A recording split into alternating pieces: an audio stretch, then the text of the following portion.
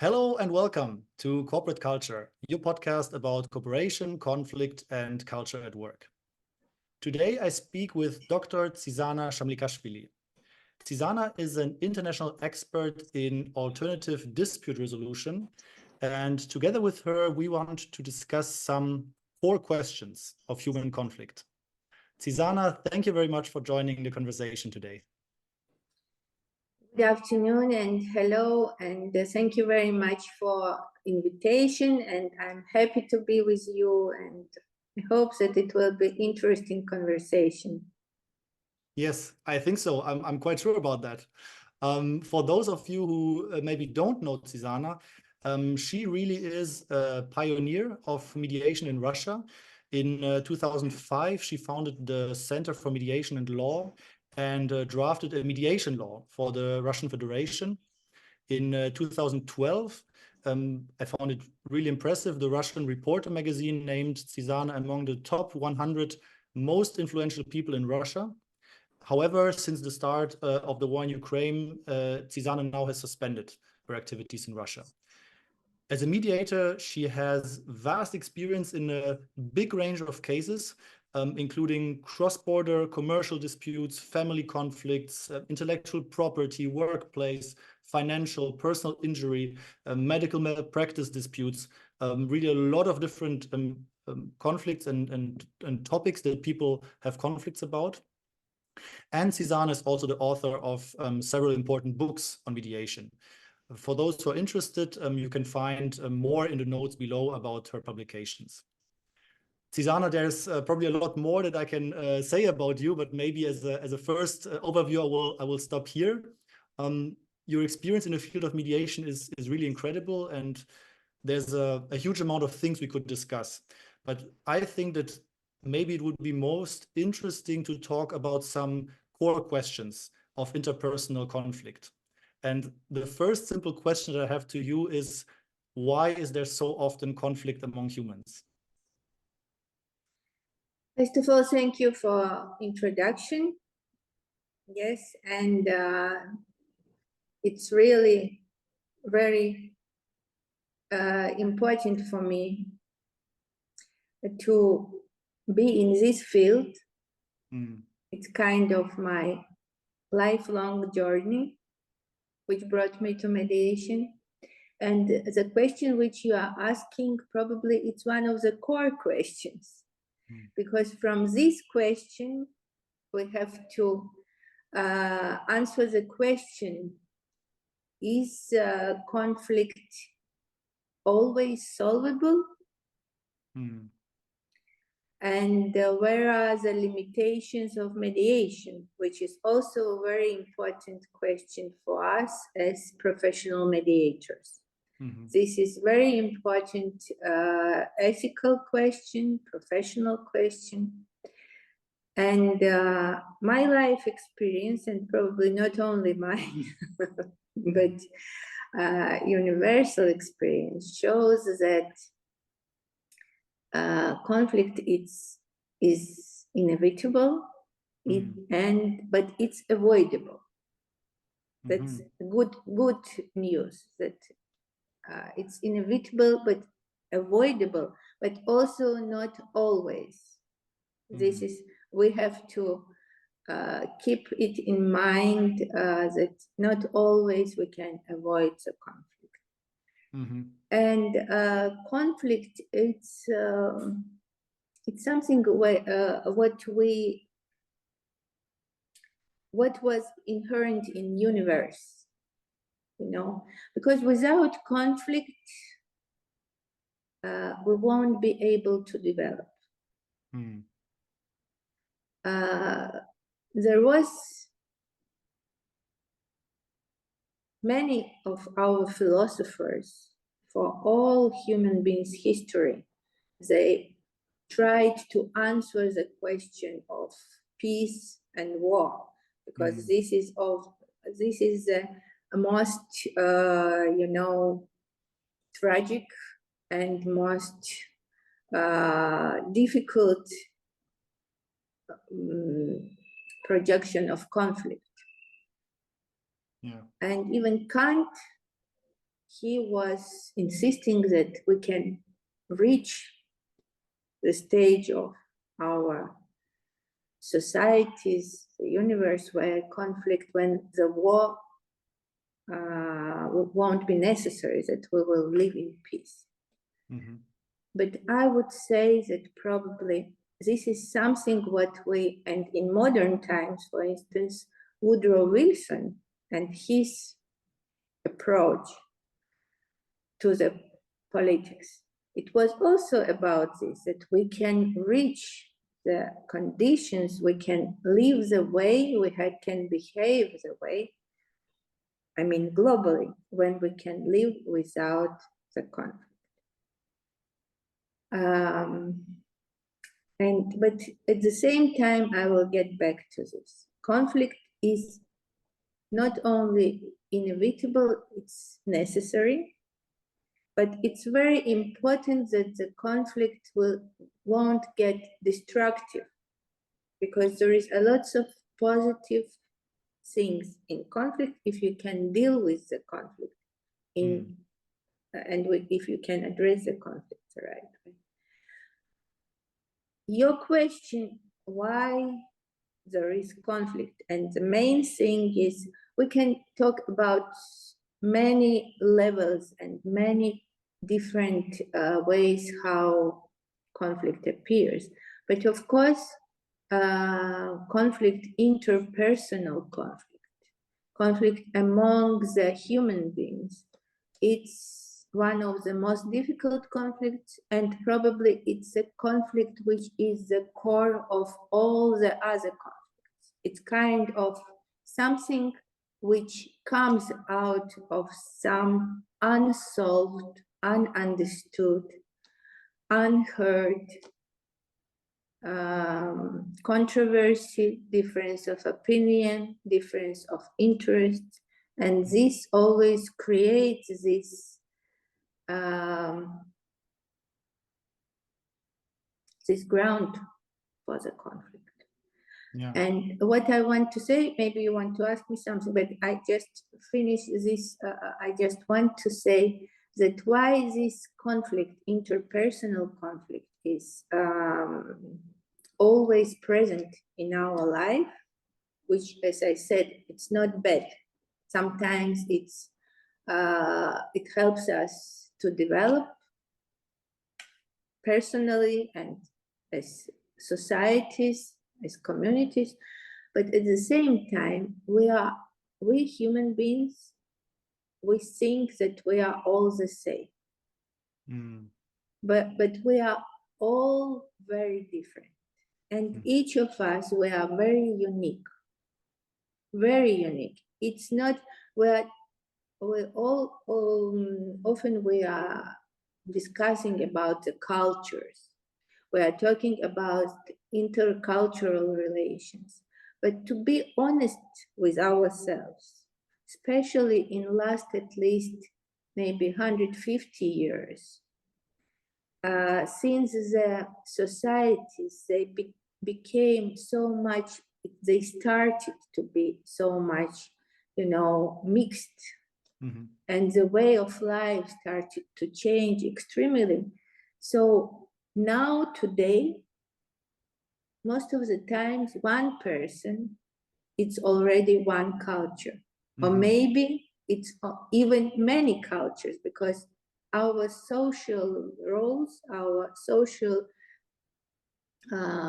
we have to be able to just operate with different cultural patterns, because we are living, I myself, I was born in Soviet Union, I'm living now in Europe, and for instance, of course, I have different, and I have very, very complicated background.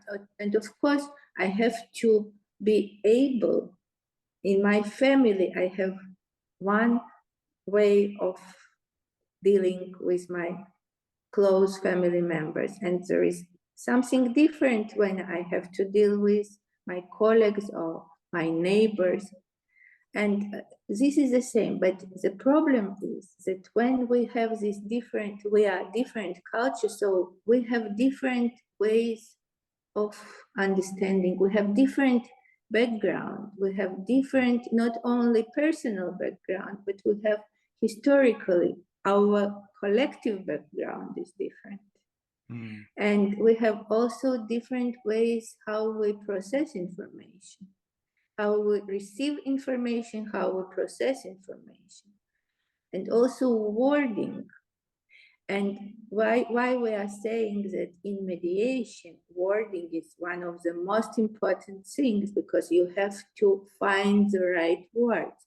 And also, even thinking that you got the right wording, it does not mean that your vis-a-vis, he understands it the way like you had this as a meaning, because even words, even the same words, even in the same culture, they can be perceived with different meanings and with very big variety of meanings. So conflict, it's something which is, and why if we have this conflict, and it does not mean that we have to, you know, lose hope. No, it helps us if we are curious enough, and if we are mindful, and if we think that, if we know about this, and if this is part of us, knowing that we are not always perfect, first of all, ourselves, that our vis-a-vis, they don't have ability to understand what we really mean. This is the simplest things, but it's very important. It's not only in intercultural, but even within the more or less stable traditional communities. Yeah. And I found it interesting. So you say conflict is inevitable, but it's avoidable, and it depends on how you deal with it. And you mentioned some qualities that are necessary, like so I understood some kind of flexibility, curiosity, but can you maybe define it?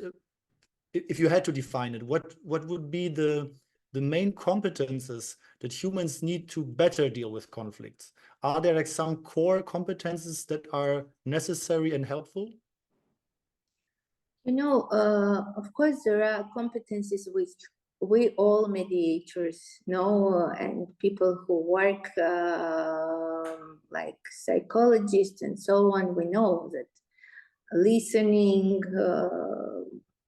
deep listening, which helps you to understand,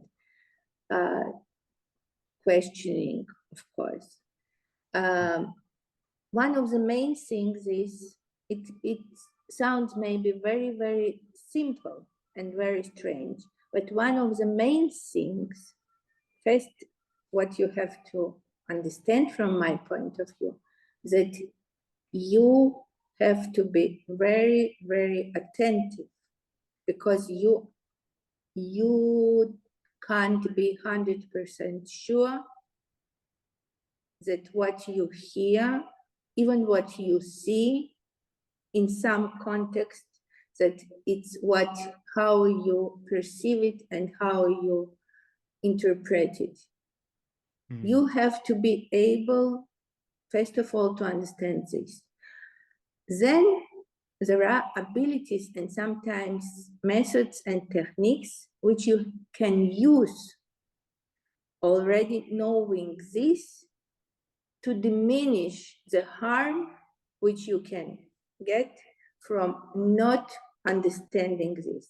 When I know that this person, he's coming and crying or shouting, but at the same time, maybe there is some kind of pain, or there is some kind of dissatisfaction. This is the simplest things which we encounter almost every day in our lives. But at the same time, you know, we have to say that human beings, human society itself, we really achieved a lot during this civilization, yes? From technical point of view, by technical progress, we have a lot of achievements. We succeeded in improving the way how our everyday life looks like, yes? But we almost didn't change anything for better in human beings itself. We human beings, we didn't become much better than we have been maybe 10,000 years ago. Because this prevalence of emotional brain, it stays in human beings. I am primitivizing now, but I am just saying that we, being so much, you know, enthusiastic about technical progress, we didn't do something which, and now we are really at the very, in the very bad situation. I mean, humanity, because we achieved a lot, we achieved or we developed a lot, and now we have, for instance, everyone is talking now about artificial intelligence. And now we are really at the moment when we are questioning, and people who were pioneers of all these developments, just 1 year ago, they were really scared. There was great fear, and it's still there, because this came out, but we don't know how to deal with it. And we don't know what will be the future. And we can foresee that if we won't find some ways to frame it and to find the way how to deal with it, how to address.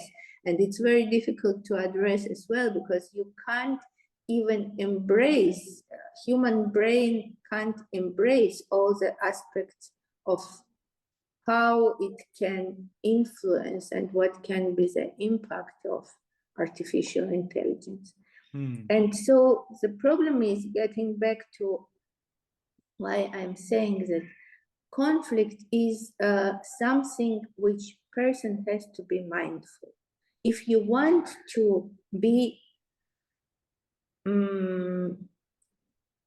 able to deal with the conflict, to address the conflict, and maybe to avoid the conflict, not like to hide from the conflict, no, but to avoid in healthy way, to find the way to, first of all, to catch it at the very initial stage. And this is also one of the things which is very important for every human being, to understand that when you see that there is some potential of conflict, it's better to address it as soon as possible.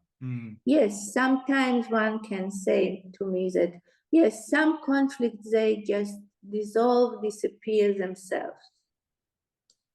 Yes, sometimes it happens. But when we are talking about something which is really important in our lives, so it's better to address it as soon as possible. Otherwise, afterwards, it becomes very difficult. Yeah. Another thing which is very important, and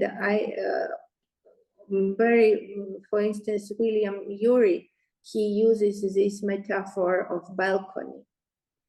Yes, that we have to, it's not only for mediators, each person who encounters a conflict, it's very important to see the situation, because when we are in conflict and we are ourselves already involved in this conflict, and it's important for ourselves, then our sight, our ability to see becomes very narrow. Yeah.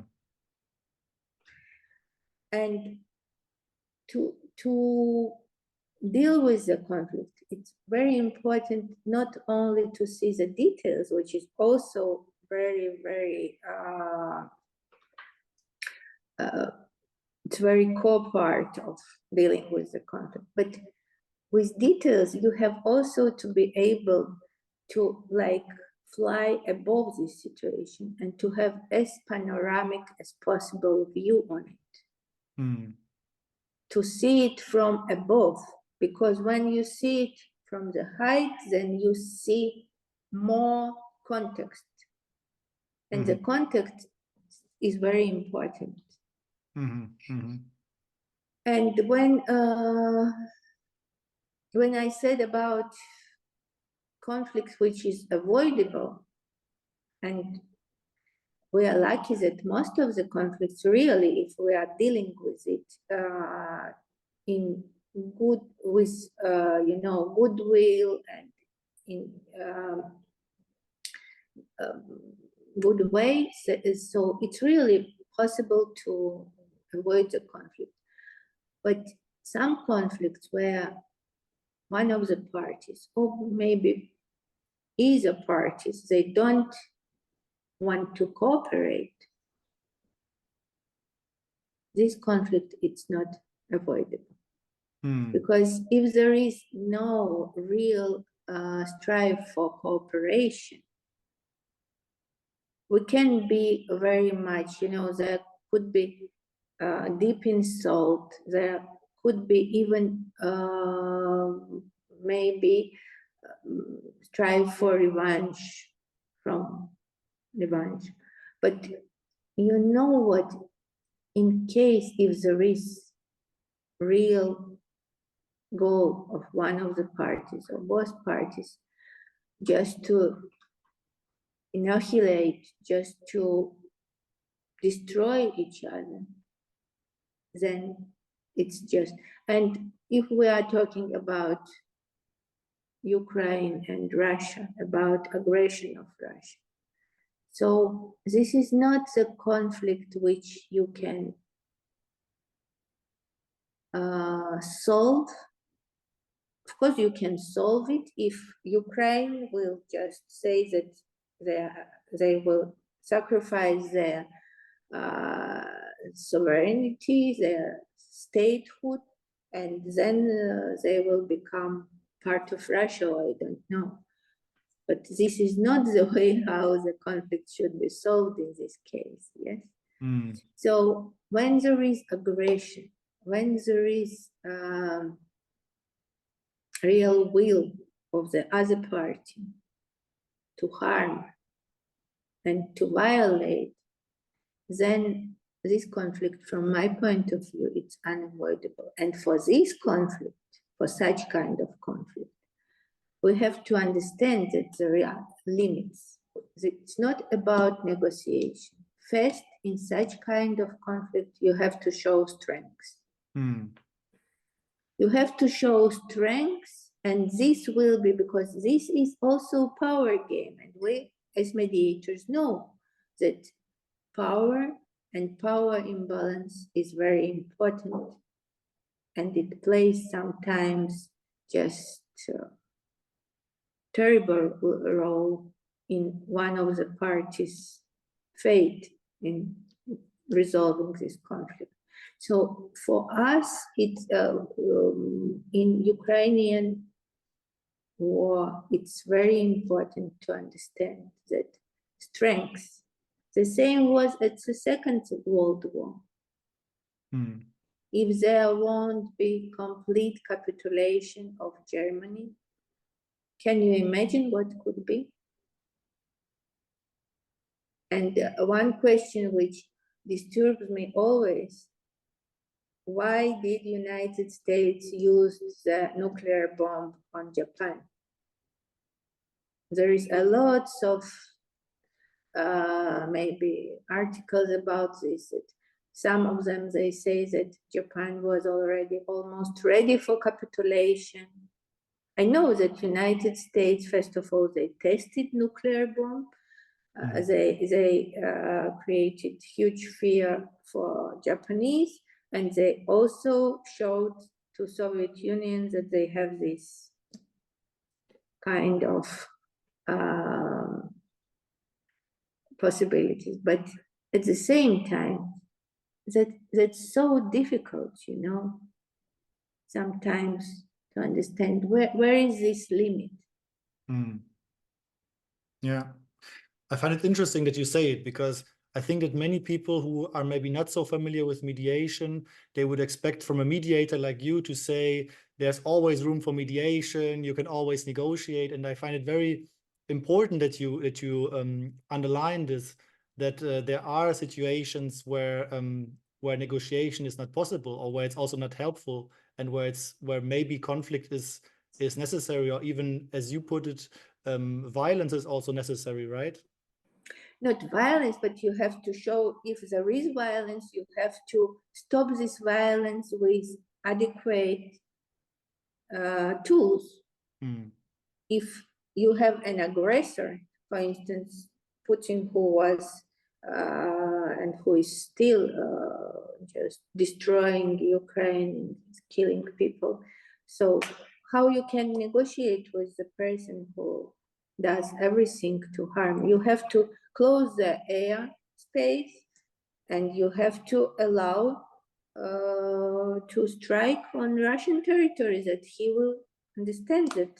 So you would say that in some situations, violence is a good reaction or a good tool in a conflict. It's necessary if you want to survive.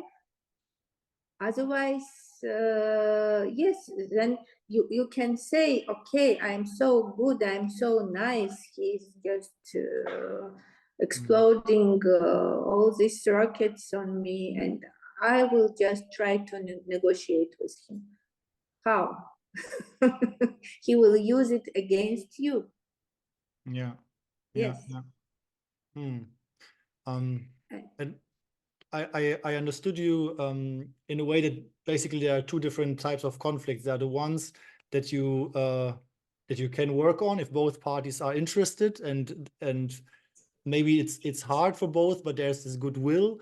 And then you said there are these other conflicts, like now the war in Ukraine, or other probably world conflicts at the moment, where both parties, or at least one of both parties, is not interested in settling, or is an aggressor. If for one moment we go back to these types of conflicts which are solvable, where people actually want to find a solution, but it's hard, because we are humans, and we all have all kinds of issues with ourselves, and as you say, it's very complex and everybody's different. You mentioned these two things. I heard two things: this attention to detail, this attentiveness to detail, but then also this perspective of the big picture, to have like these both levels.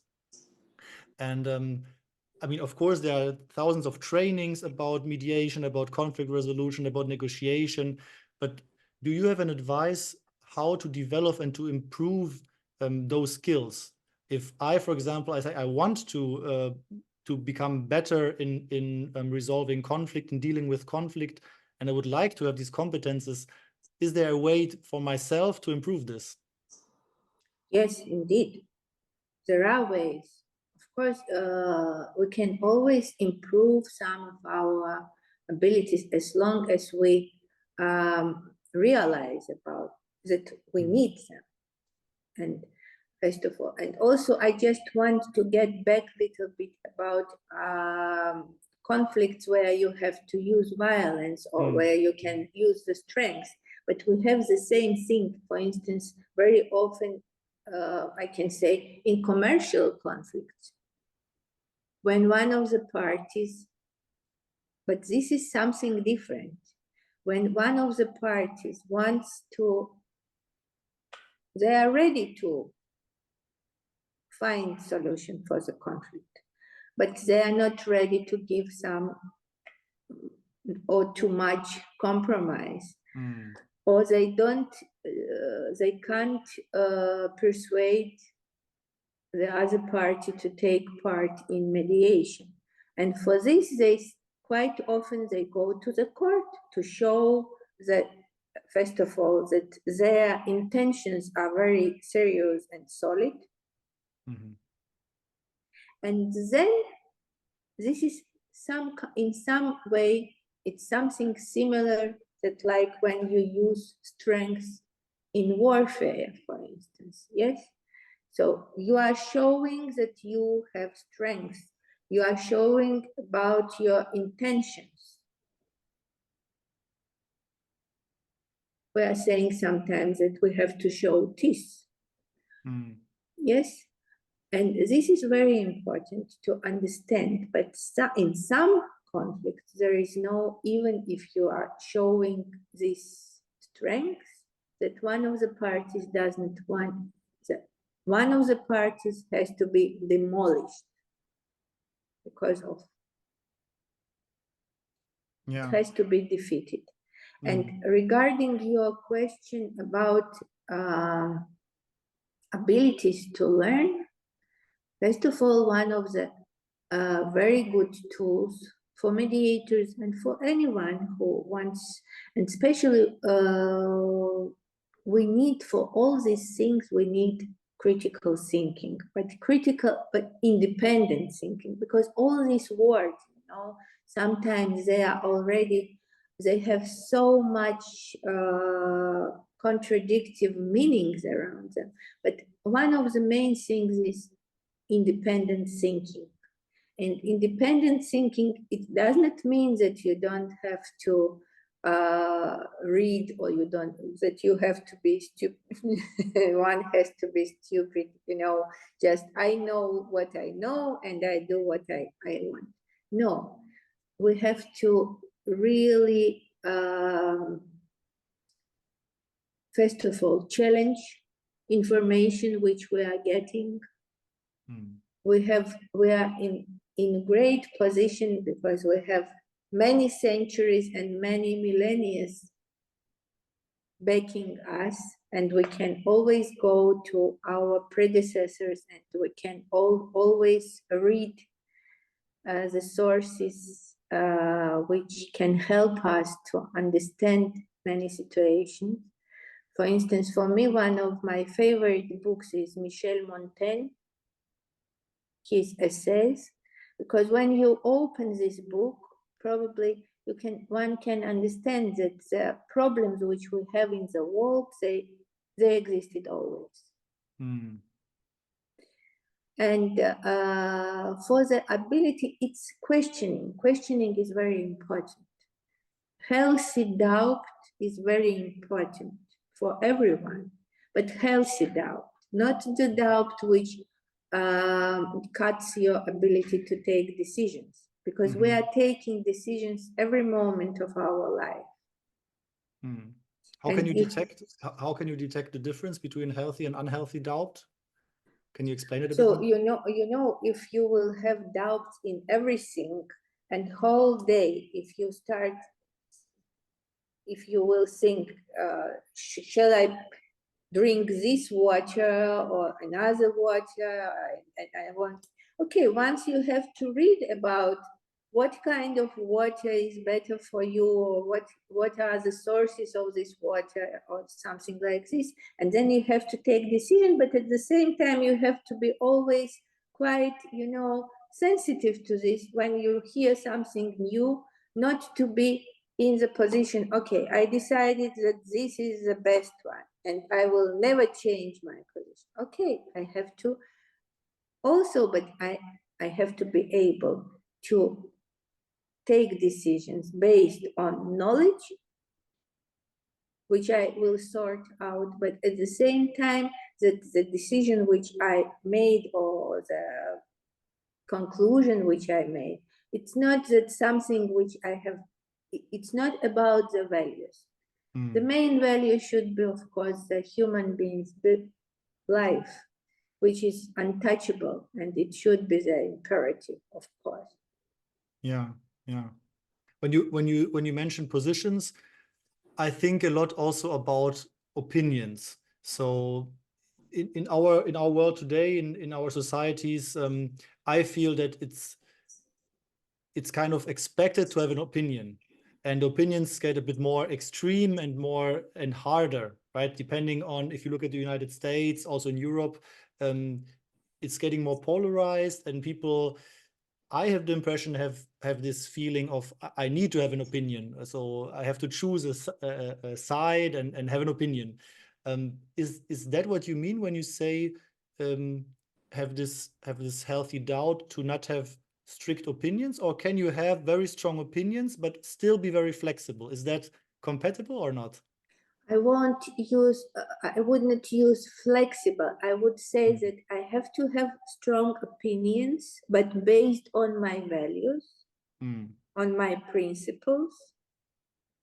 But at the same time, when I have some opinion, I still can stay kind of sensitive to the information flow which I'm getting from different sources, just to relate this opinion with what information I'm getting. And maybe I should be convinced to change my opinion if it shows, because that's why one of the things why I'm saying that we have to be able to see from above.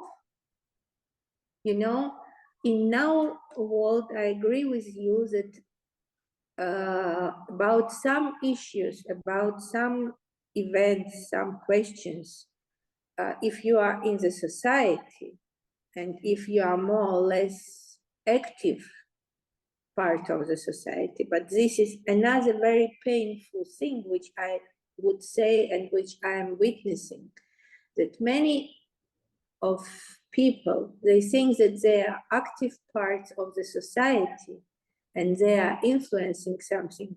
But unfortunately, I think many of them, they are influenced and then they are used as a crowd to support some kind of opinion or event, just to, that's why it's very important to have this independent thinking and be doubtful about such kind of information, and be always like, if you want to open up the onion, yes, the leaves of onion, and when you open it, sometimes you see something, or when you get, or another thing, another metaphor, sometimes, yes, we all know each other, we know that on some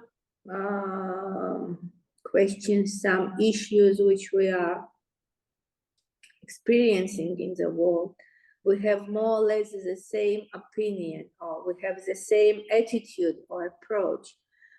But at certain moment, when you get little bit on other level, you look at it on the other level and you include some other parts of the society, you know, when you little bit widen it, or you change a little bit the system of coordinates, then you can see this completely different.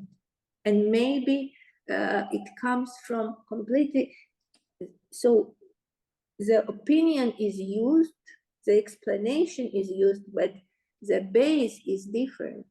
And then we are the part of this great, sometimes harm and manipulation. And this is the problem of nowadays, because, for instance, in Russia, I had my department, and we had on mediation in social field. And we had a lot of students, of course, we had master's program. And at certain moment, and of course we had lots of articles published, and they said that we may not use in bibliography the sources which are older than 5 or 10 years. Can you imagine? How can you, if the student, he does not read the, you know, real sources of it, so how he can make the opinion, how his thinking can become independent, because he is already digesting something what was digested by someone else. Yeah. You know, if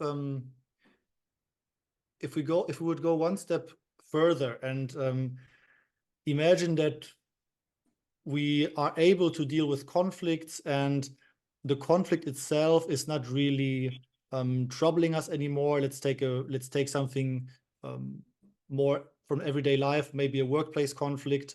So there's no real conflict. The conflict is not what stops us, but in my opinion, that doesn't mean that there's good cooperation. So no conflict for me doesn't mean good cooperation necessarily. So there's another step extra, let's say, beyond dealing with conflict that leads to really good human cooperation. And I would like to talk a bit about that with you as well.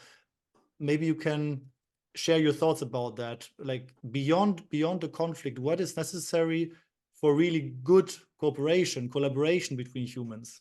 Is that something completely different, or how do you look at this? You know, first of all, we know that it depends on the context. It depends how much you value these relations, if we are talking about interpersonal relations. Because at the workplace, for instance, absence, at least on the surface, absence of conflict, but at the same time, absence of cooperation, sometimes it can bring us to disaster. Yeah, I agree. And this is one of the aspects where conflict sometimes it's for better, because conflict brings it on the surface and makes people at least think about it and understand that there is something wrong. Cooperation. Sometimes cooperation, you know, good cooperation, healthy cooperation, it always can have conflict. Conflict is always part of good cooperation, because human nature and nature of communication doesn't change. And when there is real will for cooperation, sincere will for cooperation, it doesn't mean that there is no difference of opinion, or there is no mistakes, there are no mistakes, or there is no misunderstanding, or there is no even wrongdoing, maybe. But when there is real will, deep will for cooperation, then conflict can be solved much easier. But another thing is when there is cooperation and there is will for cooperation, and parties or one party to continue to endure this cooperation, sometimes doesn't pay attention or pretends that there is no difference of opinion. And this is what can kill this cooperation at the end, even if there is real will for cooperation. So for me, I don't know if I answered your question, but what I want to say is that for me, conflict is the integral part, because conflict is something in which, you know, sometimes we see each other. We see each other and we see ourselves also. Sometimes when there is a conflict, there are some things which I can do and I think that it's completely perfect, it's completely right in this situation, but it's perceived differently. And it's very important to be able, first of all, for myself, without, be insulted, just to listen to counterparty. If there is sincere will, like friends, friends, they can say everything to each other. Maybe this is very different from different part of our life, but in any case, when there is will for cooperation, and it can be for different reasons. It can be because people really, when there is couple, they want to maintain these relations. And they work on these relations. Or maybe there is business and people want to continue business with each other, but they have this difference in opinion, but they work on these relations. And this is very important to understand and to not to be afraid. That's very important. That's why I developed mediative approach, and this worked very well, and it works very well because now when I do my consultancy work, I use my mediative approach, and this helps very much. And you have to be aware. You don't have to be scared of conflict. You just have to be, it's like when there are polite people and unpolite people. And there is culture where people just avoid the conflict, or there is culture where people feel quite well with the conflict and they can talk openly about their differences. And but when I'm saying about polite, it's kind of hygiene of relations, So if you have this already from the very beginning, you understand that conflict, it's not something terrible. Yeah. But it's also, we have to be careful with all these recipes. There is no prescription. Yeah. And in each culture, in each community, it's all different. For instance, Chinese, for them, conflict, it's kind of big shame. And they don't want even to admit conflict, and conflict is something very bad. But the problem is, as long as we are talking regarding conflict, and if we are talking more or less in societies which are based on Western values, or who just accept Western way of life, so we don't have to be scared of conflict. Yeah, it's very interesting that you say that, because a lot of mediation approaches, and also when mediation became more and more popular, a lot of that came from the United States, right? And came over to Europe, and as you say, it was developed in a certain environment, in the US environment, for example, and maybe it's not applicable one-on-one, as you say, in China. And for the last part of our conversation, I would like to talk about that, because at the beginning, we talked now a lot about what we can do ourselves when we are in a conflict ourselves. But there are also situations, as we touched on before, where we ourselves are not able to deal with it alone. And then you said, as an example, of course, you can go to court, you can go to a lawyer, or you can also go to mediation as one option among many on how to get help if you cannot do it yourself. And I'm sure most of our listeners know what mediation is, but still I would be interested, because I'm sure you are surrounded by some children sometimes, and maybe you had to explain to children what mediation is, just to give a very easy explanation. Could you give an easy, like, child-focused explanation of what mediation really is and what it helps you with? You know what? It's again about the child. Child has to be able to listen, at least. Yes, there are plenty of kind of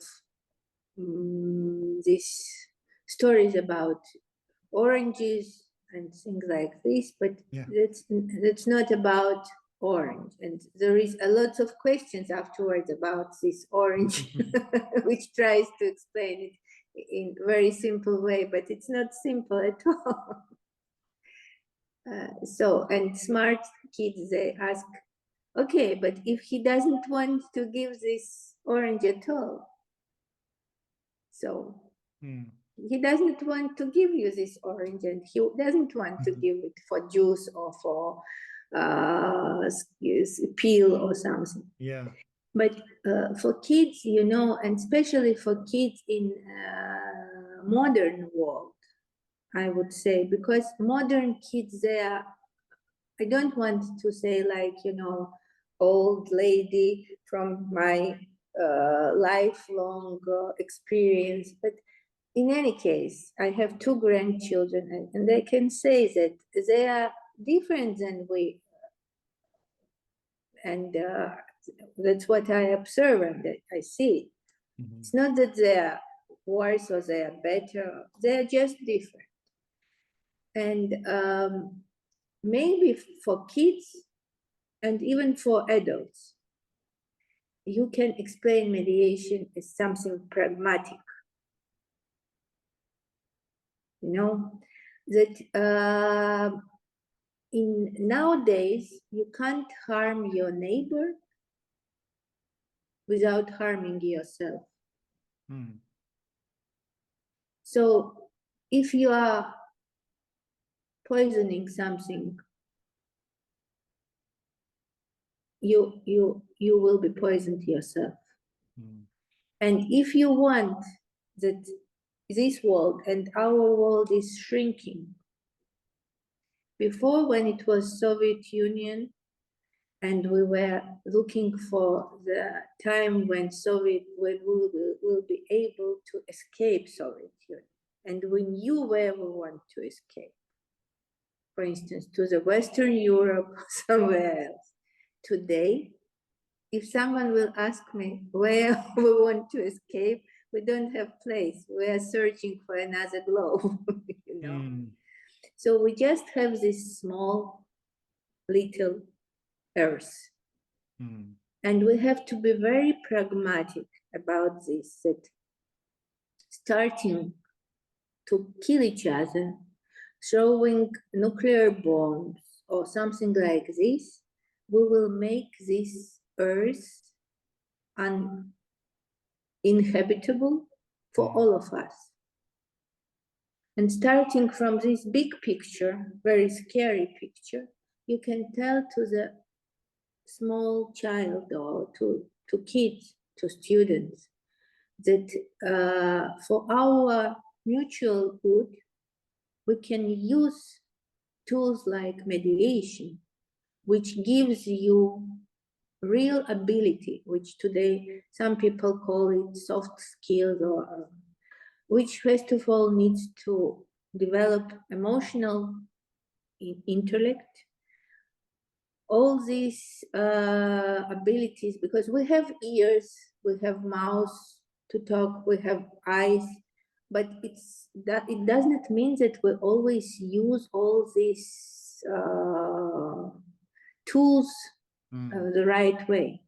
Sometimes we hear something, but we hear it the way like we want to hear it. Sometimes we see something, but we don't think that we want to see the real picture. Even, you know, very interesting book by Kissinger, which he wrote in 2014 about world order. Yeah. It's very relevant for today, but it raises a lot of questions. But at the same time, he wrote that sometimes they just perceived their imagination by reality, that it was a reality. You understand what I mean? So it's very important to get as close as possible to the real understanding. This is one of the main things. And when kids, they have this, you know, cruels or something, it's always, first of all, you have to tell, yes, it's not always necessary. First of all, kids, for me, my dream is that human beings won't be stopped only by punishment, but that they will have this like moral core that it's not good to do harm to anyone. Yeah. And kids, they have to understand, okay, you don't have to harm this, your friend or your, because tomorrow you are in one class, tomorrow maybe on your path of your life you will meet and you will be his subordinate, or you will be his chief, or maybe tomorrow you will be his patient. Yeah. At the core of what you're saying, I see interdependence, right? As a one big understanding. Yes, we are social animals. Human beings, we are social animals. And we did a huge development to our individualistic society. And I think this is very important, that human beings finally started to listen to themselves. But at the same time, they lost an ability not only to see and listen to others, but also ability to listen to themselves as well. Now they listen to the huge informational flow which washes their brain. Yeah. Yeah, it's a big challenge. If I can ask you one more question about mediation, because I rarely have such an experienced mediator in front of me who had like experience with mediation in so many different fields. I sometimes see and hear mediators that say that mediation is the remedy for everything. So you can mediate everything. And whatever the conflict is, you can take mediation and it will be a good idea to do that. I'm wondering what you think about that. Is mediation really good for any kind of conflicts, or are there things that you say mediation is not so good for as an approach? You know what? I would say that we as mediators, of course, we want mediation to flourish. And probably this is one of the reasons why most of the mediations, they say mediation for everything and forever. I would say that, first of all, one of the main things is when sincerely parties want to solve the conflict and they sincerely decided that mediation would. But even in these cases, sometimes, because sometimes they want to mediate, they want to solve, but not everyone who is influencing the solution is in the room and they don't want to take part in mediation. There are some moments like this, and we have to be very honest. First of all, with ourselves, then with the parties, of course. But most of the time, when there is real will of parties to mediate, mediator can help them.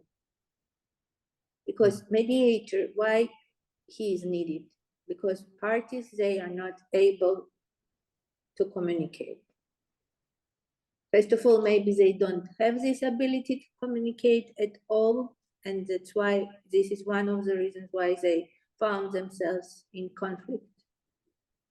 And also, if there is already conflict, their ability to communicate with each other is very, very low. So mediator, he is this airplane who takes them and helps them to see it from above. Mediator, he is someone who is a zoomer, who helps them to see the details, but in safe environment. trying to make it as less painful as possible. Yeah.